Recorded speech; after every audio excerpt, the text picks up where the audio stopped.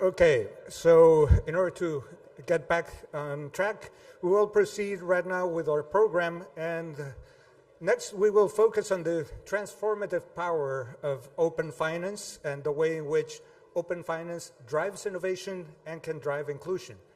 For the next panel, we'll have very good participants, and hopefully this will bring not only a global perspective, but also a Canadian local perspective into open banking.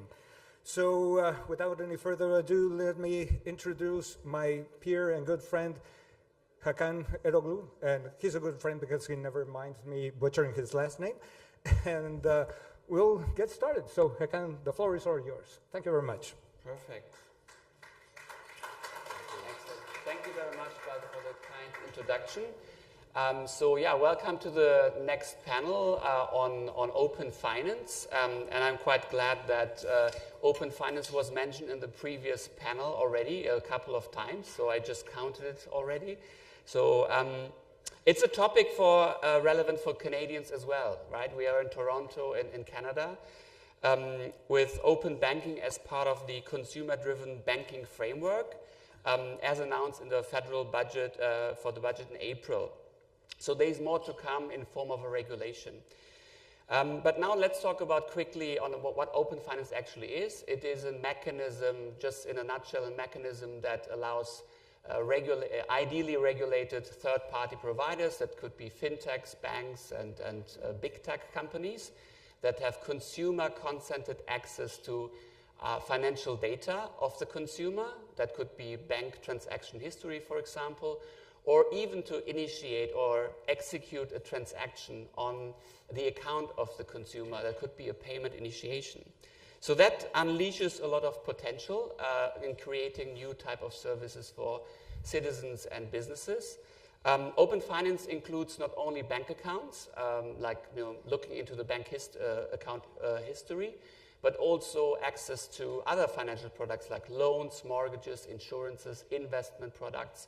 So we have actually a 360-degree view of consumers. So that enables new type of services where the private sector can develop and create more competition. So I've mentioned Canada as a jurisdiction, as a country looking after open banking and open finance from a regulatory perspective. We have counted more than 67 jurisdictions worldwide that are engaged in regulating open banking and open finance, which is a huge number.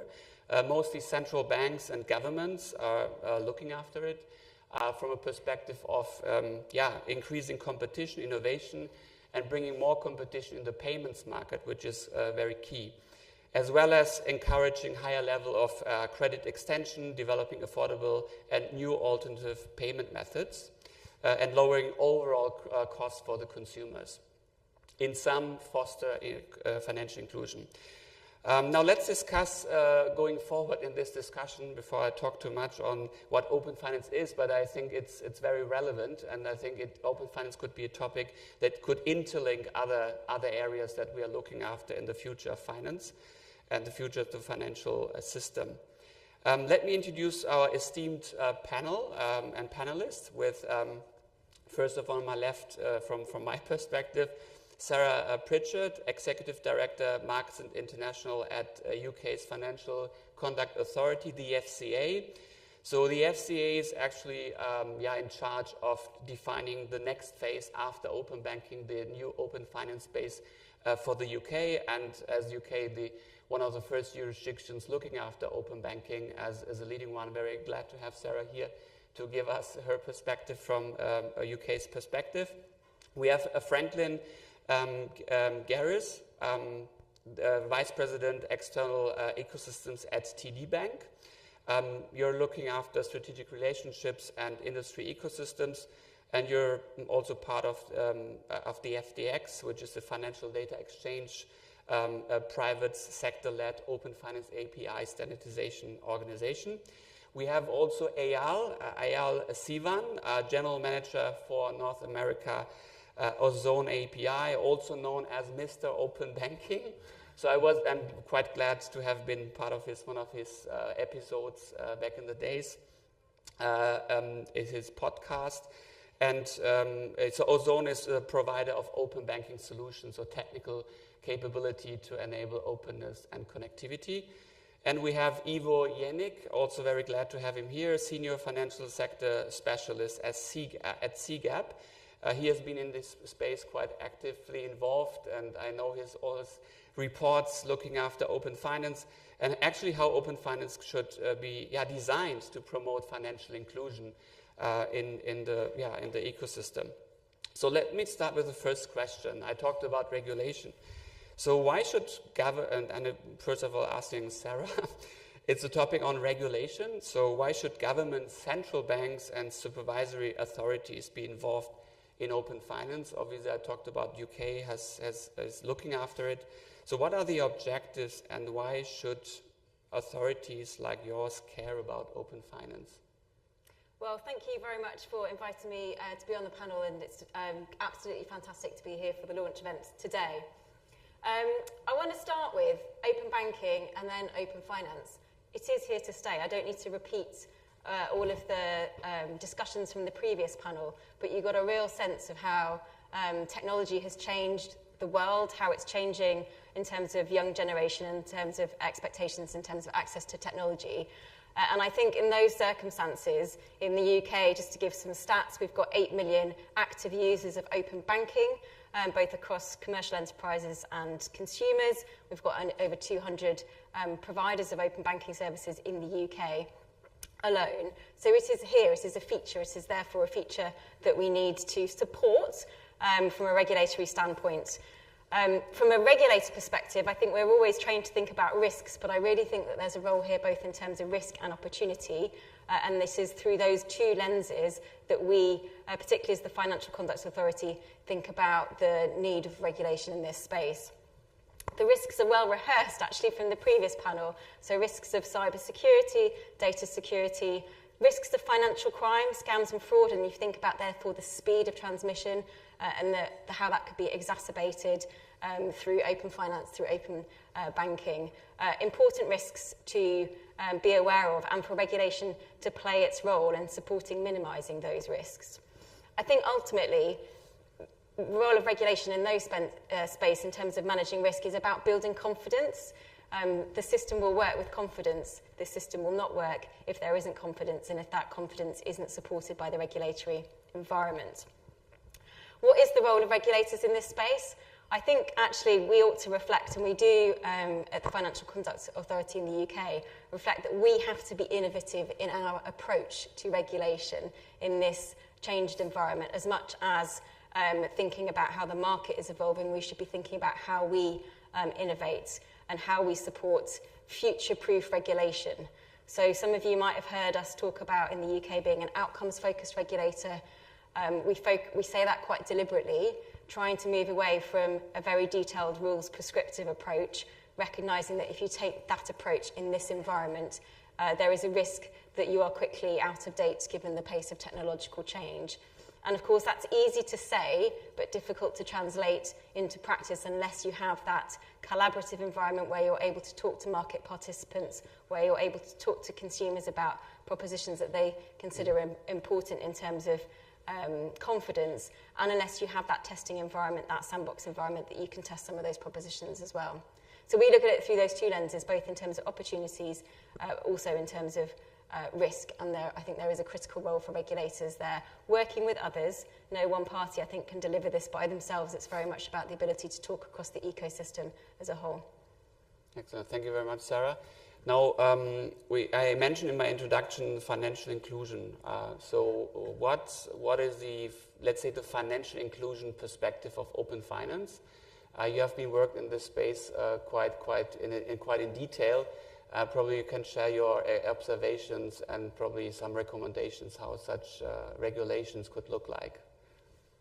Happy to, and thanks Hakan and BIS for inviting me. Also congratulations to BIS for this great event and for launching the Toronto Center. I would start with saying that I actually think that the current financial system does not work. It's broken and open finance promises to fix it. Why I say it's broken? Because there are 1.4 billion adults who are currently excluded by the formal financial system. That is really a lot of people. And we believe at CGAP, and of course many of you in the room, that open finance might not be the only solution, but it's an important contributor to help to bring those people into the formal financial services. And that may happen because open finance can help address some of the underlying root causes of financial exclusion.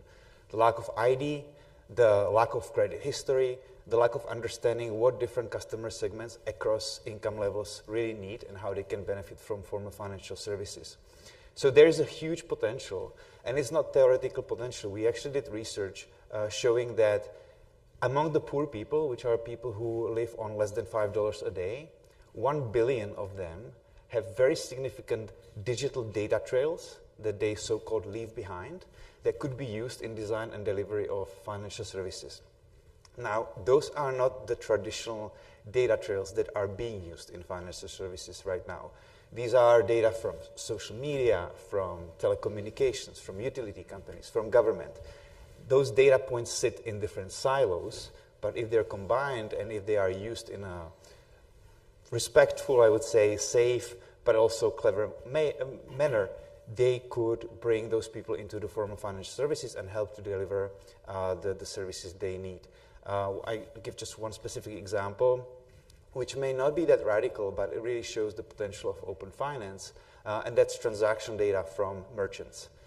Transaction data, we proved, hold equivalent predictive value as credit history. So when you think about micro entrepreneurs and small merchants who do not have traditionally the credit history, but have a lot of transaction data that is increasingly digital, if that data becomes part of open finance scheme, then those people would get access to credit, to loan that they need to grow their business and to sustain their business. So there's a huge potential, but I think there's also a huge risk associated with this that I would like to underscore. And this is a question, or this is answer to the question why governments should be involved. And the risk is that with the new paradigm, with the new fabric of the financial system that is enabled by open finance, we may either create a system that is more inclusive, or we may just create a system that is more efficient and works better for the people who are already included in the system. And so the role of the government should be to ensure that this doesn't happen and we seize the opportunity and really create as inclusive financial system as we can with the current technology. Thank you, Ivo. I think you brought also the point of, you gave us a kind of a view on towards open data, right? So that's not just the open finance with financial data, especially for those who don't have even accounts or so, where financial information can be then retrieved to then be used for credit scoring or so. So we need to be much broader now in terms of our creativity, how data can be used and what other data pods are there to be used for the case of financial inclusion. And now you mentioned a use case, and let's bring some more light into this, right? So what is open finance for you when it comes to use cases for citizens and businesses? From a domestic perspective, so in the country, but also cross-border. So how could open finance play a role in cross-border? And I talked about payment initiation. So payment plays an important role in open banking, open finance. So now use cases. Now from a bank's perspective, now bringing Franklin into the discussion, from the private sector perspective, what's the answer of the banks in terms of use cases when you work on your proposition in open banking, open finance?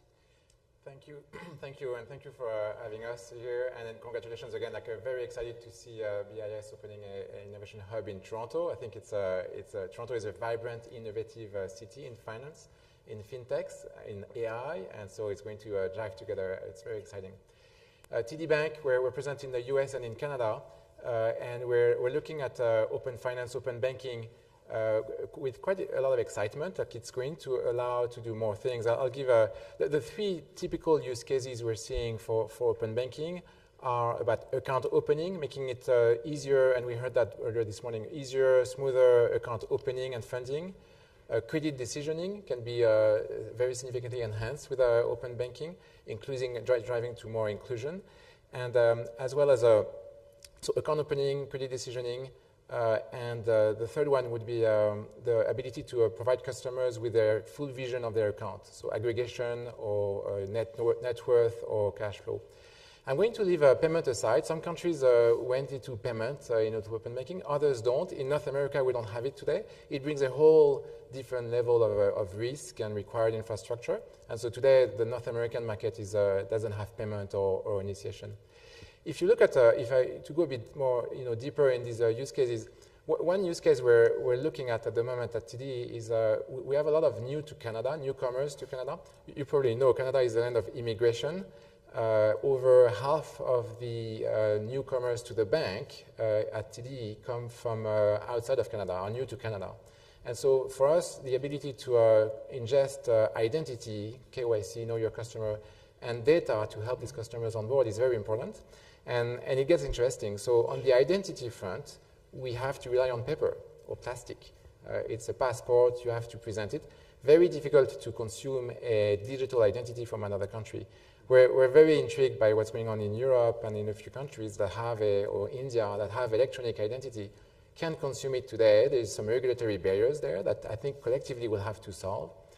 On data, it's easier. So the formatting we can get over. We can get the data, and now it's a matter of translating a credit bureau or transaction data from another country. And the idea here is to help new to Canada, new to bank customers to rebuild a credit history or have access to credit, even though they may not have a presence or a very thin file in a Canadian credit bureau or an American credit bureau. So that's the type of things we're looking at. There's a lot of innovation there by credit agencies, by fintechs, startup. So it is quite exciting, and this will lead to a great value add to our customers. All right. Now going to Eyal with your broad experience around the world, but also from in your role as General Manager at Ozone API. What use cases do you see for consumers? Maybe you can also add some more views on account-to-account payments and open banking payments. So, like everyone else up here, I'd like to thank BIS. Congratulations to Miguel and the BIS team for opening the Innovation Center here in Toronto. Wonderful to have you here. And wonderful to see such a strong international presence here at this event. The interesting thing about open banking is the reasons why you do it are different from region to region. And it's all wrapped up in a number of factors. The kind of culture you have in a given country, the relationship that the existing population has to their financial system already, the degree to which there is an underbanked or unbanked population. And as a result, the drivers often vary greatly as you move from one region to another. In the case of even Canada and the US, both North American, you see differences in how open banking is approached. Broadly speaking, you can almost divide it into two big buckets, playing defense and playing offense. Defense is fundamentally about risk reduction, and Canada is very much concerned about this notion of safety and soundness and doing things in a manner that ensures the continuing safety and soundness for which the Canadian financial system is famous for. That means improved AML. That means reduction of screen scraping, which is used by almost 10 million Canadians, depending on the stat you look at, somewhere between 6 and 10 million Canadians. And introducing mechanisms to essentially reduce fraud, do better KYC, improve the safety and soundness of credit adjudication, even in the case of thin files. And you're seeing some of our fintechs sort of move in that direction. So it's fundamentally about risk reduction. Something like screen scraping is very costly, not only to banks, but in fact to the aggregators and other utilities who end up using these mechanisms. It introduces a honeypot where a breach can cause an enormous leak of information. So there are very good defensive reasons to adopt open banking. But offense is much more about trying to create new kinds of value. And that's where you get into things like financial inclusion, where you're bringing in an unbanked or underbanked population by introducing things like public digital wallets and relating them to open banking. That's where you get into things like entirely new product offerings by looking at data about customers and coming up with insights. Based on those insights, you can create custom products tailored to specific sectors or particular demographics. And it's where you get into the world of embedded finance. I like to sometimes say that if open banking is the how, then embedded finance is the why. Embedded finance, of course, is the idea that banking services sort of follow you around in your digital life, popping up when you need them and then fading into the background when you don't. What open banking allows you to do, based on common open standards, is lower the cost of being able to provide those capabilities to the financial sector as a whole and open the door to lots of new players who can then introduce financial capabilities, often through distribution channels that really have nothing to do with financial services. There's a great example that I like to give out of Indonesia. There was a bank there, Permata, a relatively small bank, that ended up introducing an API for account opening. They actively marketed this API to fintechs. If you are familiar with the Southeast Asian environment, they have a very high-level API ecosystem game in general. So they actively marketed this account open API product to fintechs. And a lot of fintechs picked it up.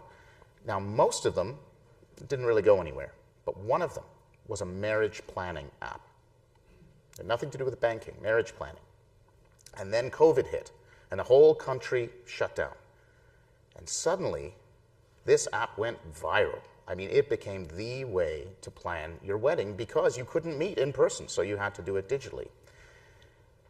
Suddenly, everybody is planning their weddings using this app, and then under the hood, there is this account open API that is opening essentially a joint account where you could send gifts, buy gifts from a registry, and all the money is being deposited into these Permata accounts under the hood.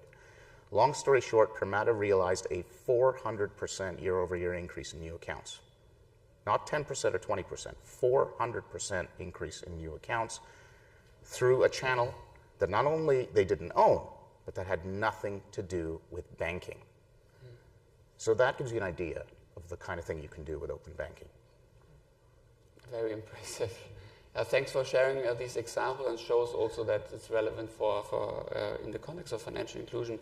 I just want to quickly ask you as well, Sarah, on the use cases. Back in the days when the Competition and Market Authority, CMA, regulated the 9 biggest private banks in the UK to open up, right, with open banking. I think the objective was to bring more competition in the payments market, and basic functionality to have a 360-degree view of bank accounts, and probably also some credit scoring enhancements and improvements.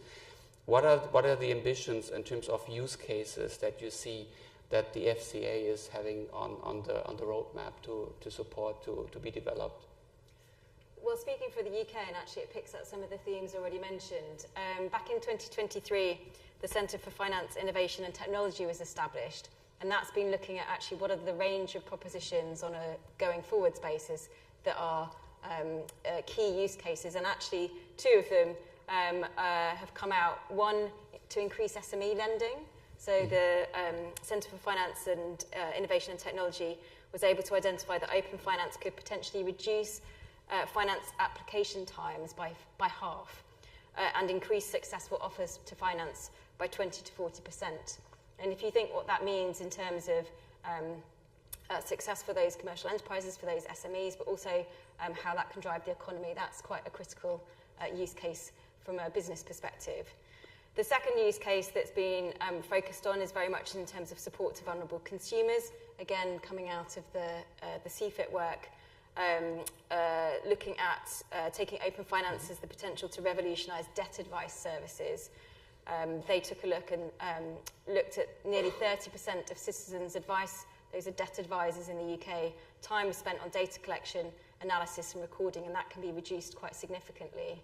If you think about that in the context of the cost of living crisis that we've had in the UK, I've been on various different trips through the UK, and I've heard firsthand from debt advisors in Scotland how the use of open finance and open banking has really helped their debt advisors give debt advice really, really quickly and with a high degree of accuracy in terms of understanding somebody's financial position, compared to days of old where people would have had to visit offices with plastic bags full of bits of paper that represent their financial position.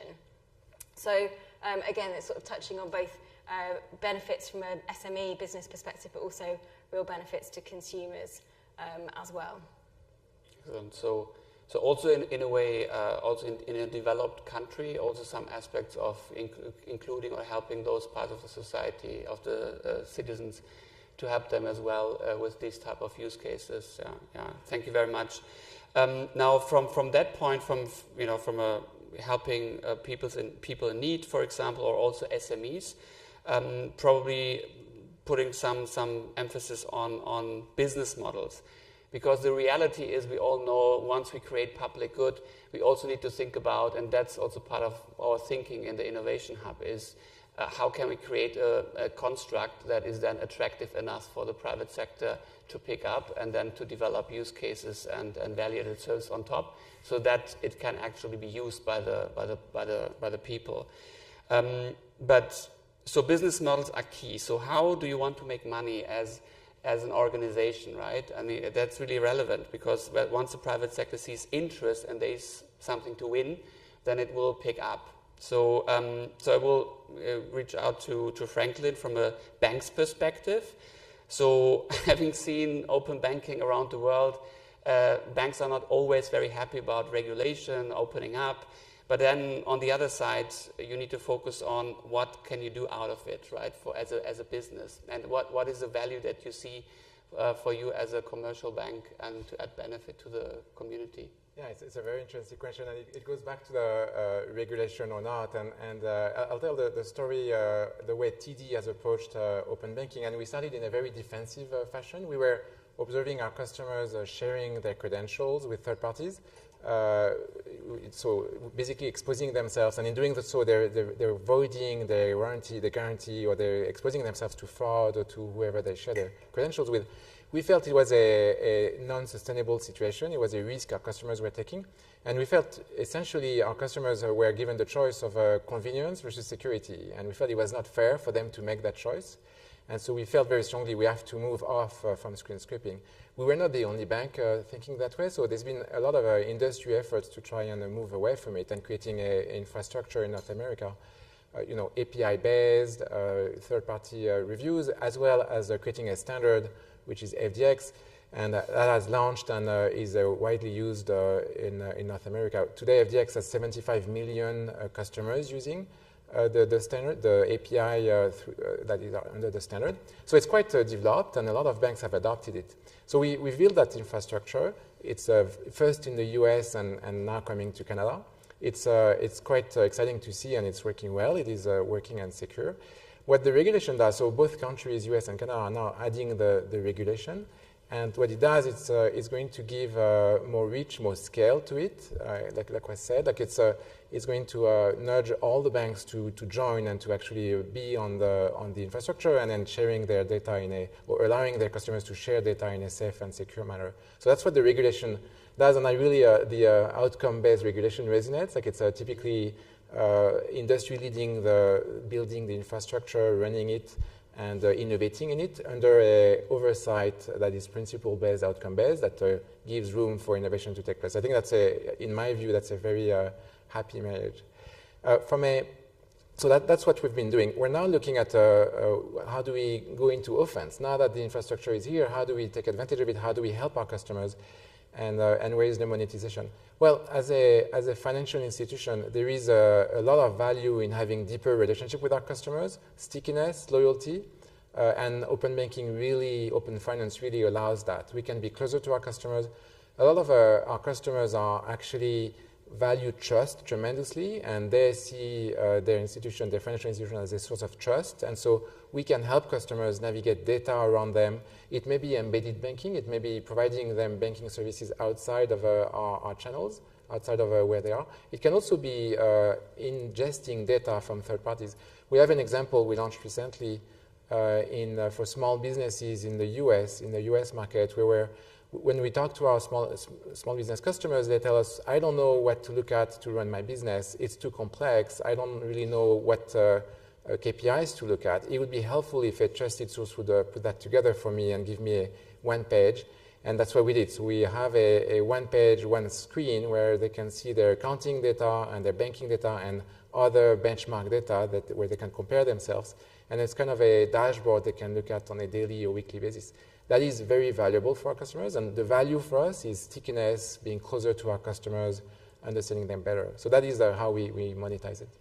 Makes sense. But the next question would be, how do we get there? So how do we develop an architecture, an infrastructure that then allows you, but also other players in the market to create new use cases? So that's why I would like to, in the second part of this discussion, I know we don't probably not have much time anymore, but to focus on building blocks of an open finance architecture or infrastructure. So what do we need for that? Are these just standards, or do we need also some kind of technical components like aggregation services and so on and so forth? I think we will talk about that in a moment. And then we would like to talk about whether a centralized or decentralized approach is the right one. And I think before actually explaining what in this context centralized, decentralized is, I will leave it with the panelists to explain that. So let me start with Eyal to discuss, from your point of view, what are the building blocks from an architecture perspective? Yeah. And then what is your perspective on should it be centralized or decentralized approach, and what does it mean? Yeah, sure. So in terms of the building blocks, and I should mention I'm an architect by trade. I worked for CIBC, a major Canadian bank, as part of the architecture division for 15 years. So sort of my love is how to pull together these building blocks. Fundamentally, open banking is best thought of as really three pillars, and this applies very much to the people in this room who are responsible often for managing the ecosystem overall. It's not just the data sharing part, which is, let's say, open banking proper. You've also got payments as the second pillar and digital ID as the third pillar.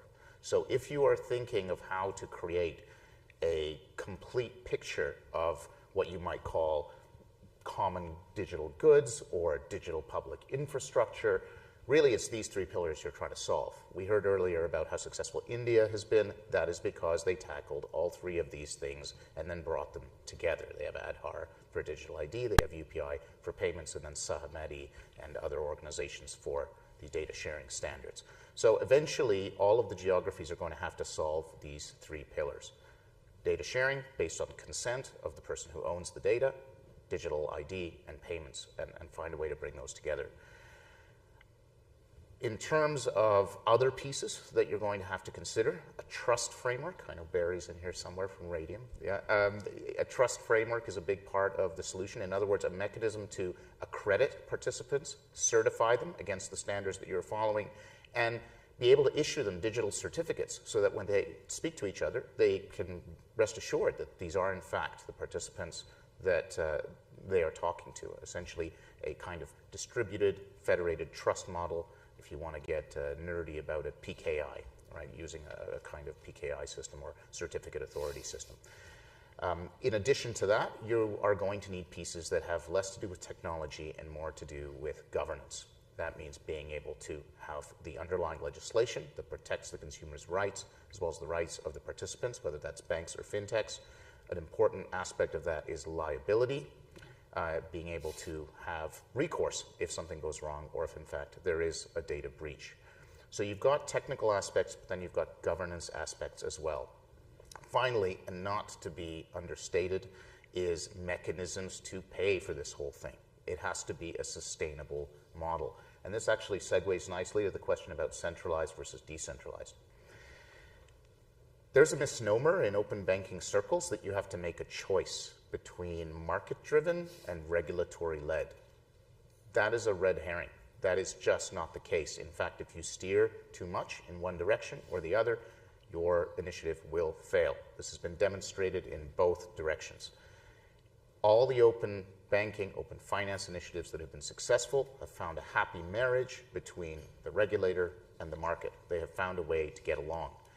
I was part of an organization that launched an open banking solution in Brazil, and I saw, Tavio, it was great to hear from Brazil.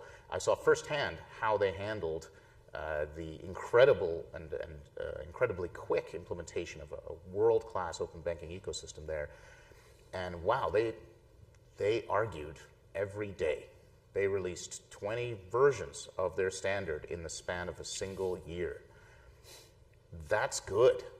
If the regulator and the market are in an open dialogue where they are arguing like good friends versus hiding in their corners and putting lawyers in front of them and having lots and lots of consultations, that's a good thing. That's the dynamic you want, because that's going to help you find that balance that works for your country in terms of the regulator on the one side and the market on the other. And that is the only way you will find a way to pay for it. So for some regions, a more centralized model is going to make more sense. This is all wrapped up, again, in the culture that you have in your given country, the kind of financial system that you are trying to either correct or control or put guardrails around, and the fundamental goals you're trying to achieve. You're going to have a very different direction in terms of centralization versus decentralization if your priority is, say, the unbanked. Generally speaking, in markets that have less existing banking infrastructure and are looking to leapfrog, a more centralized approach can make that leapfrogging happen more quickly. It's more attuned to achieving goals such as financial inclusion, whereas in more established economies, it is more beneficial to be able to bring the market in. If you look at, for example, what's happened in North America, it's quite unique in the world.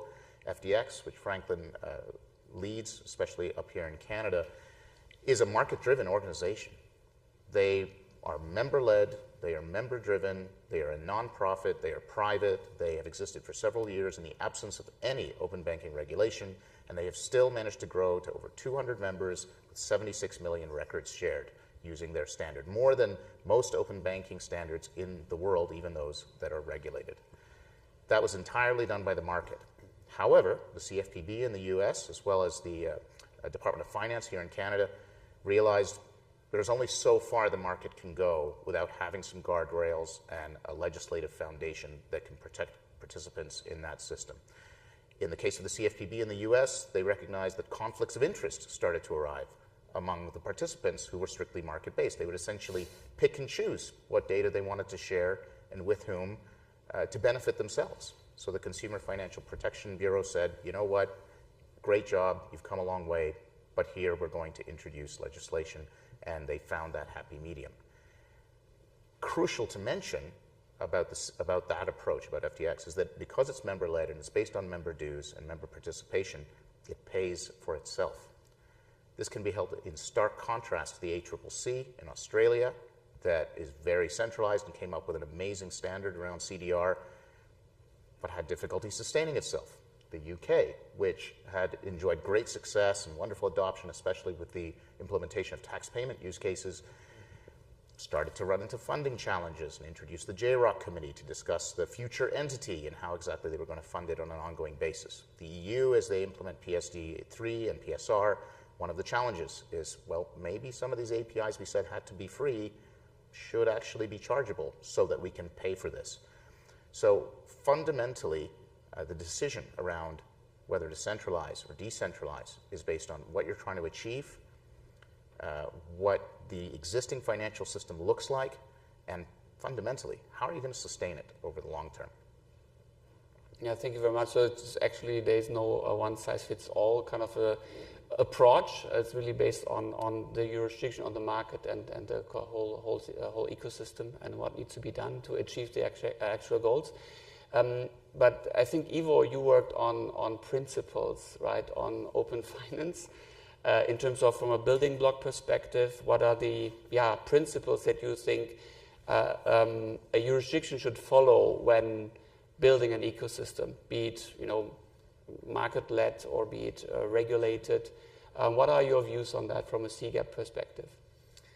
All right, before I get to that, I want to build on something that Franklin said and Eyal as well. And I'm Czech and I'm in Canada, so I think I can make that observation that many banks, not only here but elsewhere, we've seen that, like the Czech ice hockey team, start playing defense until they realize that only by offense you can win the game. And we've seen that repeatedly. And it's the role of the regulators to kind of figure out what's happening in their market, decide how much they want to intervene and how much they want to actually course correct the action of the private sector. You ask Hakan, about the principles. So there is actually a joint project between CGAP, BIS, IMF, World Bank, and the UN Special Advocate,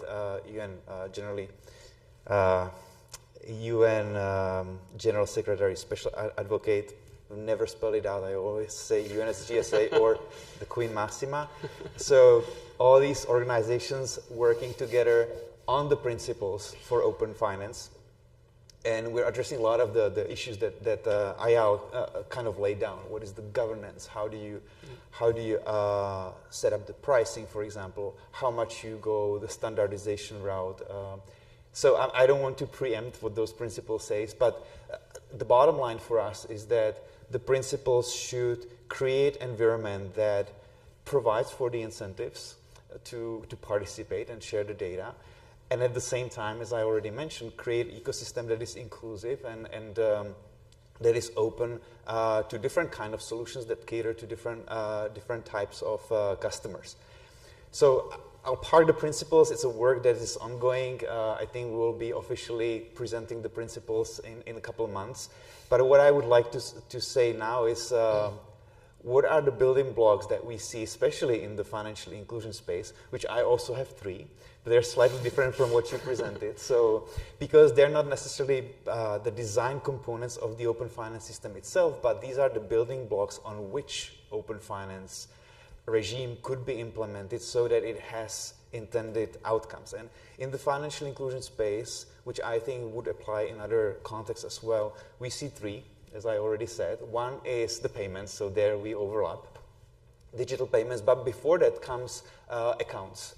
Just digital accounts that are available to everyone and that are massively adopted, because that's an entry point to the formal financial system. That's the first step.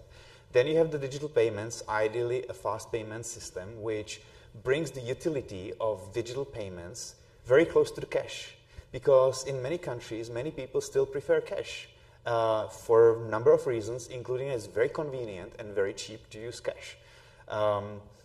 Now, with those 2 layers, you create a system where people start generating more and more financial data, more and more digital financial data trails. And then the third building block would be a diversity of providers and use cases that they offer.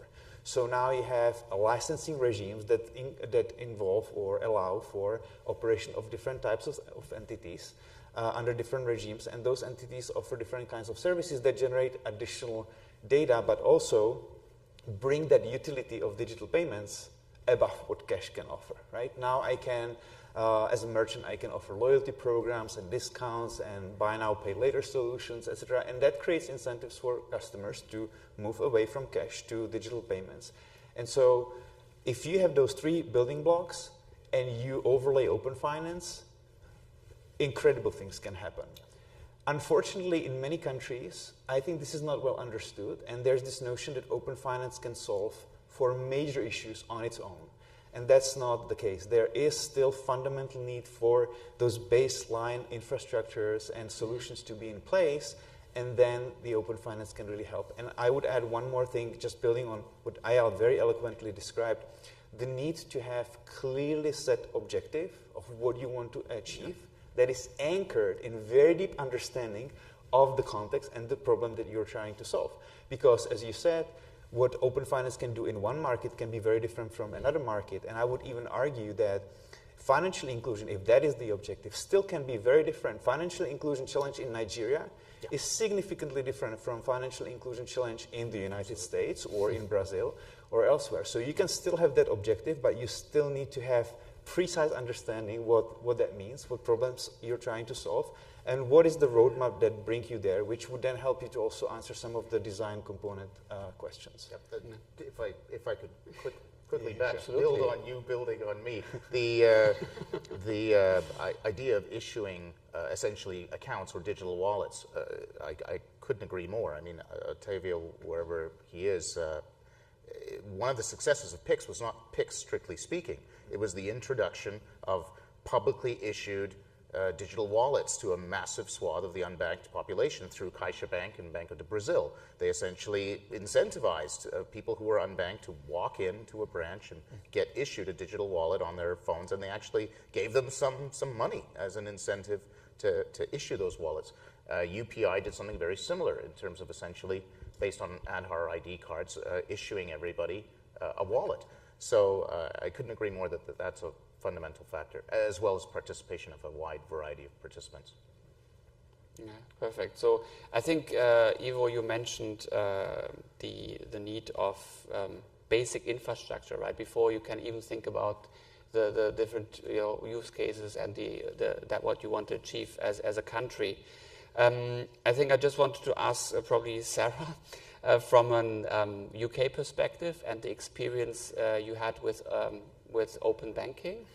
And we have seen that with account-to-account payments, that means using open banking payment initiation rails, the possibility to initiate a payment on the consumer's bank account and using faster payments to have an alternative means of payment is something, one of the objectives in different jurisdictions, including as well in the UK.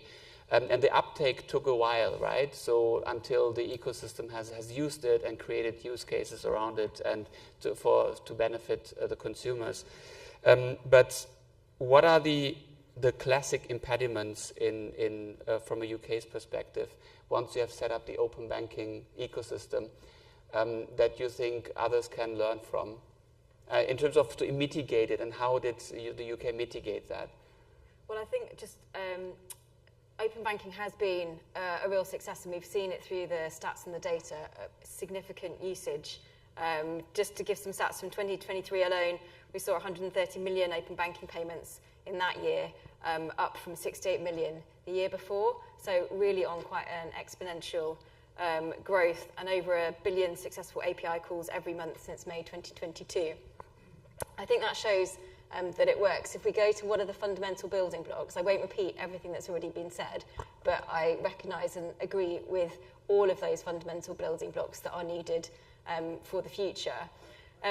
Two particular sort of emphasis I would just draw attention to. One, I don't think any one entity, whether that be a regulator or a private sector partner, no one entity can solve this by themselves. So it's very much the approach that has been discussed. You need to talk about it openly, and I love the analogy of actually sort of arguing and thrashing things out in order to achieve the right outcome.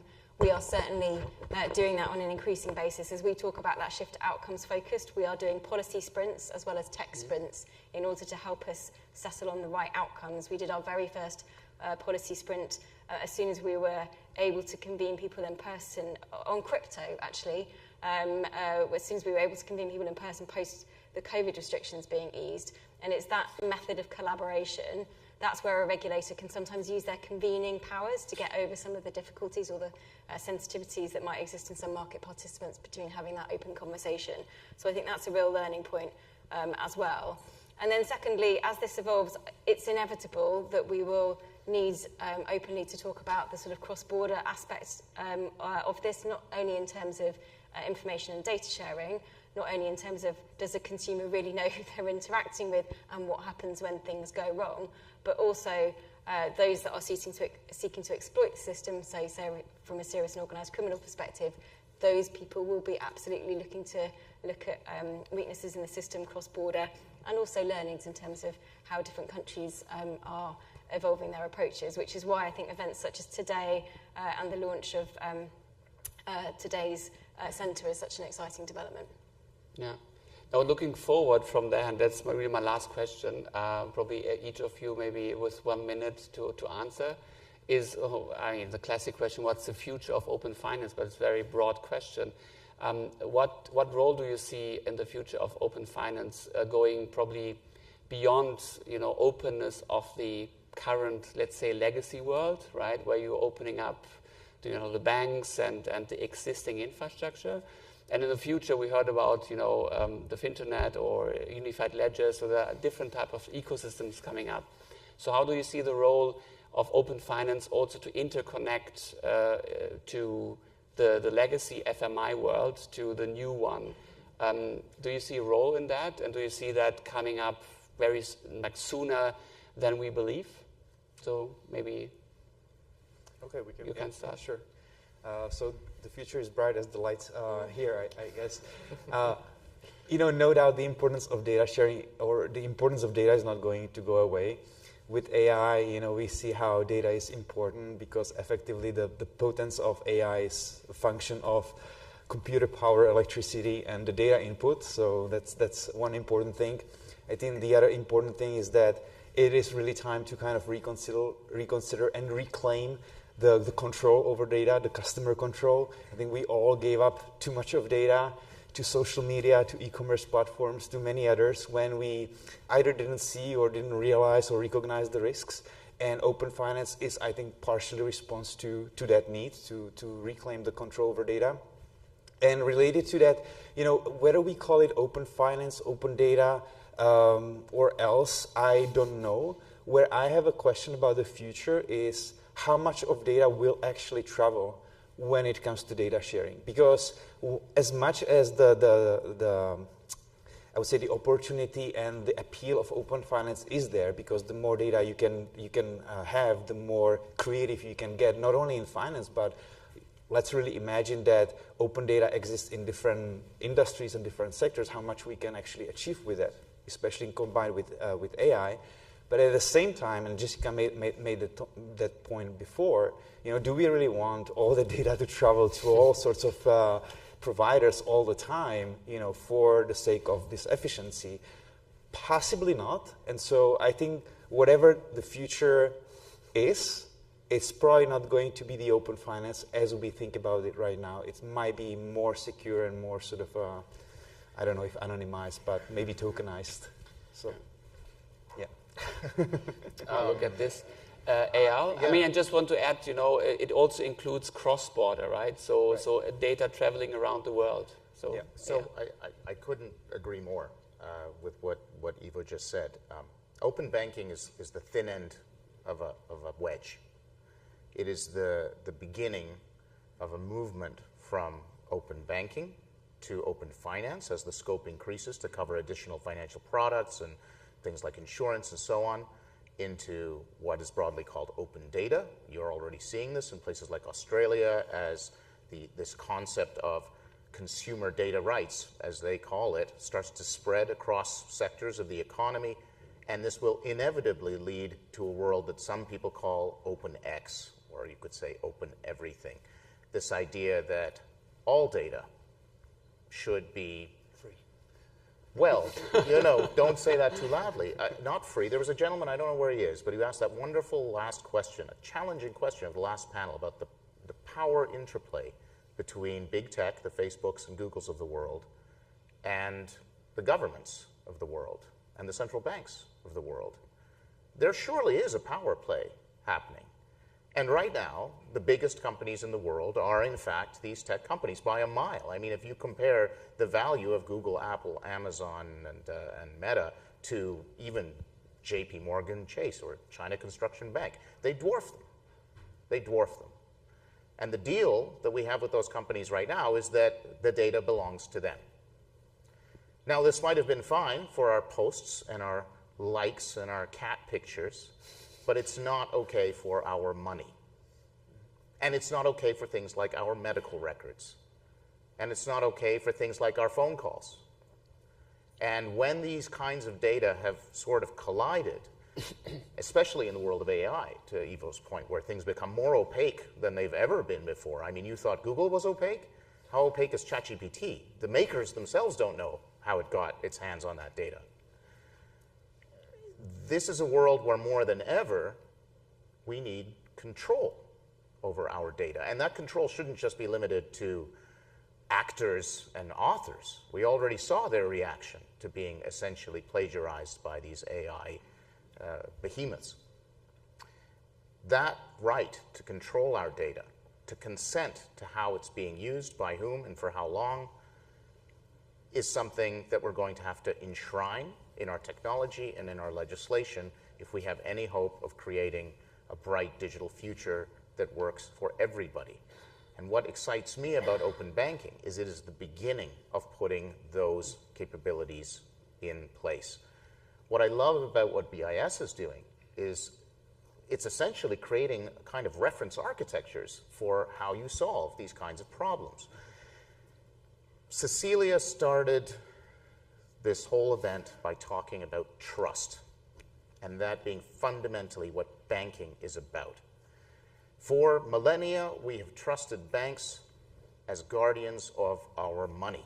That is their job. But fundamentally, it's not the money, it's the trust.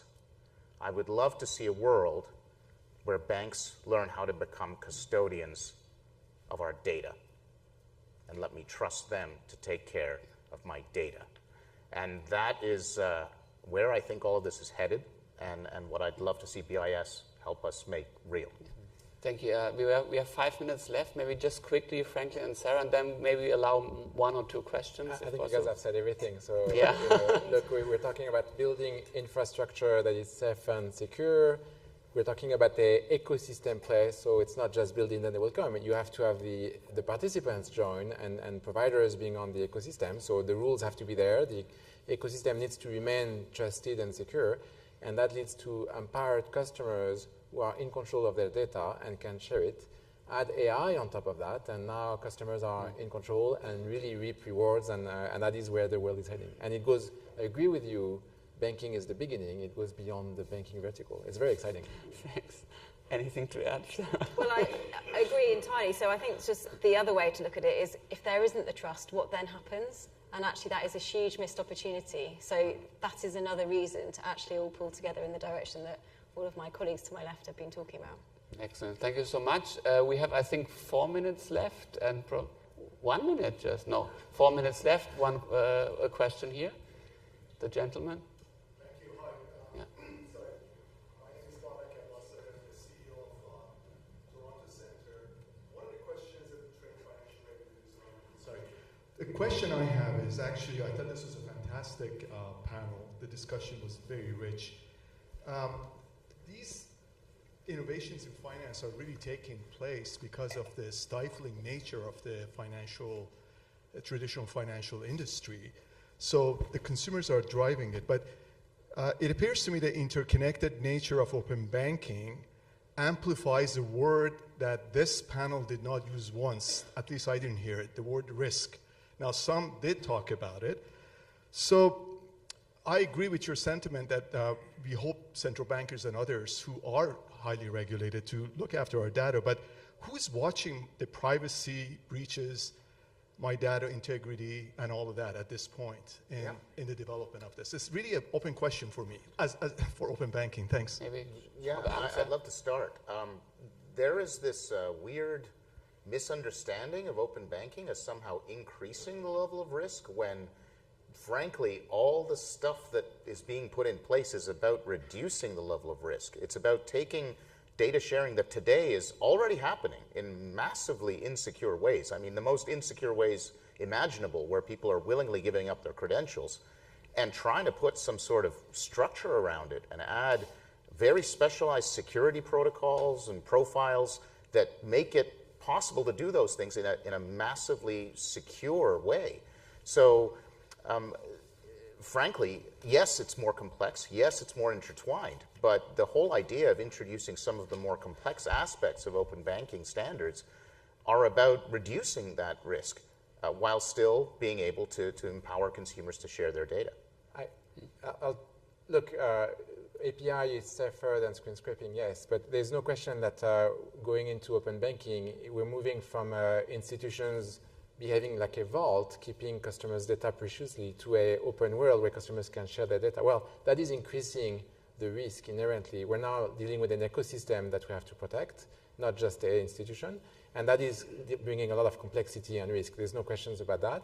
And I think all these schemes, industry or government or both led, are trying to address that and having some limits around who can play in, what are the protocols, how do we secure, what standards are we using, what are the recourses, what's the liability, et cetera, et cetera. And I think the balance that every country is trying to find is how do we protect the ecosystem as a whole while keeping innovation going, while making it easy enough to get in, to get some data and then innovate and build on it. So that's the balance I think we're all trying to find. Can I have one question? Yeah, next question. Well, for being here. Sorry, Ivo. It's just one sentence. Implementing open finance without basic data protection regime is a recipe for disaster. Yeah. Clearly. So, agreed. I'm with you. Yeah. Thank you all for being here. My name is Paul Villard, one of the project advisors in the BIS Toronto Innovation Hub. It's absolutely a pleasure to be here and thanks for sharing insights. So my question is around data rights. So given the fact that there are several data rights across different different countries, and like the right of access, the right to rectification, the right to erasure, and restrict processing. So the question is on the third pillar, which is, I think you talk about the open data, and then you talk about the different building blocks to build open financing. So here in Canada, like the PPIDA, which is the federal privacy law in Canada that governs the collection, use, and disclosure of personal information. So in your view, do you think that the part where the use of data to do automated decision making, which include OpenAI and AI as well. So in your view, do you think that the government should do should play offense in enabling AI for open data for the greater good, or do you think that regulators and legislators should play defense for that? You want to talk about PPIDA? Well, let me start. I think, look, in the UK, we've got to a certain point in terms of where we're taking open finance and open banking, but we have a dependency which is on Data Protection and Digital Information Bill, which is currently wending its way through Parliament. There is a reason that needs to be enacted in order to achieve the ambitions. So you can take things so far, but as the previous question actually focusing on risk, you do need to have common data standards, and that will be applicable to a number of different scenarios. We call it smart data in the UK, so not just necessarily in terms of financial services. I think the more challenging question, particularly if you take some of the themes, we were talking about use cases, and some of those use cases will reflect the country or the jurisdiction that you're in and their starting point and some of the challenges that might exist culturally. How do you then translate that cross-border, where there will be cultural differences around tolerance for data sharing as well? And I don't know the answer to that, but I think those are the questions that will need to be stepped through. The starting point particularly will be jurisdiction by jurisdiction, I would imagine, in terms of the protection that needs to exist in terms of legislation on data sharing with the data protections and safeguards around it. So the word we haven't used on this panel is privacy, and I think that's what you're getting at, which is, and it varies by country, and the expectations vary. I think Canada is a bit closer to European thinking on the topic. The US is more open and free, and so each country has their own approach. And everything about open finance, open data we're talking about is ingrained, is really based in the local privacy regulation, and so every open banking regulation will have to be grounded in a privacy regulation, PPIDA or its successor. So the key is, are customers providing consent? Is it clear, transparent? Do they understand what they're doing? Is the secondary use case that may or may not be taking place clear and understood, et cetera, et cetera? So all of these aspects are critical, and that's ingrained in the local privacy regulation. It's a very important component of the ecosystem of the infrastructure we're talking about here. Yeah, but here's the funny thing that's happening, and this was put in full view here in Canada. A privacy regulation is one thing, like GDPR or CCPA in California, or our now defunct Bill C-11, because it's defense. I like the way you put it, defense versus offense. It's one thing to say, don't touch my data, leave it alone, it's private, you can't have it, I'm going to keep it safe. But that is now running up against new kinds of regulations which are about data portability. So you've got sort of two opposing forces. That's offense, right? You've got, on the one hand, keep it safe, don't let anybody see it. But on the other hand, well, wait a minute. What if I want to pick it up and move it somewhere else? I have the right to do that. How can I do that securely? And that's part of the reason why C-11 was replaced with C-27, which is currently in flight, and that includes a data portability right. In the case of the US, you have the CFPB introducing, and it's no mistake that they call their open banking regulation, personal financial data rights. The Personal Financial Data Right proposed regulation builds upon Section 1033 of the Dodd-Frank Act, which is a guarantee of data portability. So I think what you're seeing play out right now is those two opposing forces, both related to the concept of data rights. Privacy on the one hand, but portability on the other. Excellent. And I really like that the questions actually completed the full picture. Yeah, thank you very much for that. And I don't want to delay any further and enjoy the networking event and the drinks. Thank you very much to the panelists. And Thank you. Thank you for having us. Is the GDPR versus Thank you.